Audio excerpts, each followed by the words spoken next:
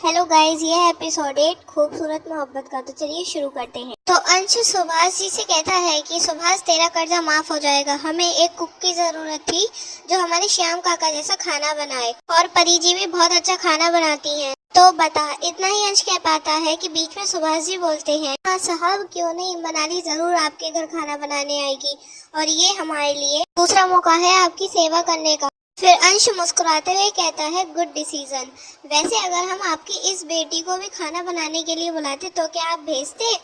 इतना सुनकर सुभाष जी कुछ नहीं कहते और रानी जी भी चुप जाती है। इतना देखकर अंश समझ जाता है और हंसते हुए कहता है कि छोड़िए, अपना खून अपना ही होता है, उसमें हर किसी की जान बसती है। इतना कहकर अंश मंदिरा की तरफ देखने लगता है जो कि मनाली की तरफ देखे ही जा रही थी। फिर अंश कहता है कि इसे कोई राजकुमार भी नहीं लेके जाएगा। अगर इससे खाना बनाने को कहा होता तो ये अपनी मून की तरह ही सड़ा हुआ खाना बना देती। इतना सुन के मंदिरा को बहुत गुस्सा आता है और वो मनाली की तरफ देखती है। मनाली अंश की तरफ देख रही होती है। फिर मनन मनाली के पास आता है और कहता है, तुम्हारा इंतजार रहेगा। खाना वैसे वाकई बहुत अच्छा था। अंश सही कहता है, तुम्हारे हाथों को चूमने की इच्छा करती है। आना जरूर, मैं वेट करूंगा तुम्हारा। मनाली बस हैरानी से मनन को देख रही होती है, जैसे मनन की बातें मनाली के कानों में घुल सी गई हों। फिर सुभाष जी और रानी जी उन्हें घर के बाहर तक छोड़ने आए और उन्हें शुक्रिया कहा। फिर सब लोग गाड़ी में बैठे और अंश ने घर की ओर गाड़ी दौड़ा दी। मनन गाड़ी में बैठा मुस्कुराया जा रहा था और उस दुपट्टे को देखे जा रहा था जो उसने मनाली से ले लिया। गाड़ी में पीछे बैठे आदमी और अंश ये सब कब से देख रहे थे। तो अंश कहता है, क्या बात है, क्यों मुस्कुरा रहा है? तो मनन कहता है, नथिंग।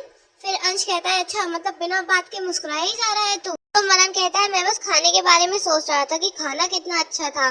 तो अंश टोंट कसते हुए कहता है कि खाने के बारे में सोच रहे थे, खाना बनाने वाली के बारे में सोच रहा था। इतना सुन के मनन अपना मुंह दूसरी साइड घुमा लेता है। ये देखकर अंश कहता है कि अरे भाइयों, और सिर्फ भाइयों, हमारा लाल अब हमारा नहीं रहा, इसको प्यार हो गया रे।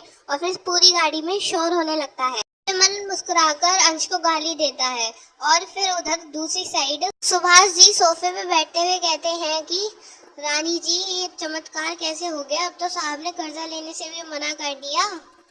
फिर रानी जी कहती हैं कि हाँ, ये अच्छा हुआ। मुझे तो लगता है कि हमें इस शुभ अवसर पर मंदिर होकर आना चाहिए। हमारी मंदिरा भी बिल्कुल ठीक है। फिर वो मंदिरा के पास बैठती है और उसे गले से लगा लेती है। ये सीन देखकर मनाली बहुत इमोशनल हो जाती है और वो अपने कमरे में चली जाती है। फिर वो शीशे के सामने खड़ी होती है और अपने चेहरे पे हाथ रख के सोच रही होती है कि वो इतनी खूबसूरत है और खूबसूरती ही उसकी दुश्मन बन गई है। तो गाइस, मनाली बहुत खूबसूरत होती है, इसलिए उसके पास्ट में भी उसकी बहुत प्रॉब्लम्स रही होती है, जिससे उसकी चाची उससे बहुत नफरत करती हैं और उसको इतना बुरा भला कहती हैं। आगे स्टोरी और भी ज्यादा अच्छी है, उसका पास्ट पता चलेगा, तो आप स्टे ट्यून रहिएगा। अब स्टोरी पे वापस आते हैं। वहीं दूसरी साइड अंश और मनन अपने घर पहुंच जाते हैं। अंश काका को फोन मिलाता है लेकिन उनका फोन लगता नहीं है। मनन सोफे पे बैठ जाता है और आंखें बंद कर लेता है और उसे आंखें बंद करके मनाली का चेहरा दिखता है, तो वो स्माइल करता है। अंश इतना देखकर अपना सिर पीट लेता है और अपने कमरे में चला जाता है। वो बहुत थका हुआ होता है, इसलिए सो जाता है। फिर थोड़ी देर बाद मनन अपने सोफे से उठता है और देखता है कि अंश कहीं भी नहीं है। वो उसके रूम में देखता है तो अंश उसको बिस्तर पे एक छोटे बच्चे की तरह सोता हुआ दिखाई देता है। मनन को सुकून मिलता है देखकर। फिर मनन के पास एक कॉल आती है। थोड़ी देर कॉल पे बात करने के बाद मनन भी अपने रूम में चला जाता है और वो एक बैग में से पेपर निकालता है और अपने आदमियों के साथ गाड़ी में बैठकर चला जाता है। वहीं दूसरी ओर सेठ मदन लाल, जिसे सुभाष जी पैसे लेने गए थे, सुभाष जी के घर पहुंचते उन्होंने डोरबेल बजाई तो रानी जी ने गेट खोला। रानी जी सेठ जी को देखकर कहती हैं कि अरे सेठ जी, आप आइए आइए। फिर सुभाष जी उन्हें देखकर कहते हैं कि बैठिए सेठ जी। क्या बात, आप यहाँ पर, आपको कोई काम था क्या? तो सेठ जी कहते हैं कि ये तो मैं आपसे पूछने आया हूँ। आप सुबह मेरे घर पैसे लेने आए थे, मैंने आपको 10 बजे बुलाया, फिर आप आए ही नहीं। तो सुभाष जी कहते हैं कि नहीं सेठ जी, अब हमें पैसे नहीं चाहिए।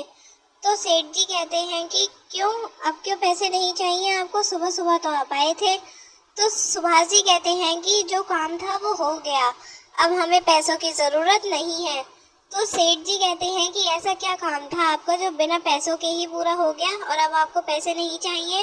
तो रानी जी कुछ बोलने को हुई, बीच में सुभाष जी बोल जाते हैं कि हमने अपने किसी रिश्तेदार से पैसे लेके दे दिए, इसलिए अब हमें पैसों की ज़रूरत नहीं है।